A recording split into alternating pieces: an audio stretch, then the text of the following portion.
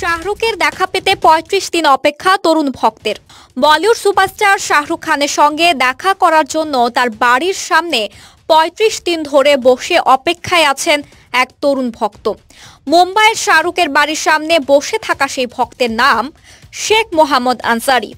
তিনি নিজের ব্যবসা বন্ধ করে ঝাড়খণ্ড থেকে মুম্বাই এসেছেন। শেখ মোহাম্মদ আনসারি প্রতিজ্ঞা করেছেন বলিউড বাদশার সঙ্গে দেখা না করে বাড়ি ফিরবেন না।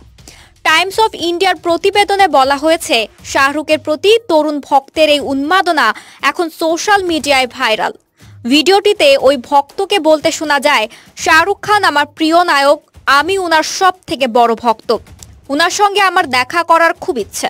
সেই তরুণ আরও বলেন, শাহরুখের সঙ্গে দেখা করা আমার জীবনের একটা জেদ। ৩৫ দিন ধরে আমার ব্যবসা বন্ধ, ওনার সঙ্গে দেখা করেই আমি চলে যাব, এটাই আমার স্বপ্ন। ঝাড়খণ্ডের ওই ব্যক্তির ভিডিও দেখে অনেকেই আনন্দিত, অনেকে প্রশংসা করছে।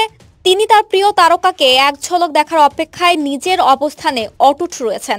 কেউ আবার বলছেন, এমন পাগলামি করাটাও যুক্তিহীন।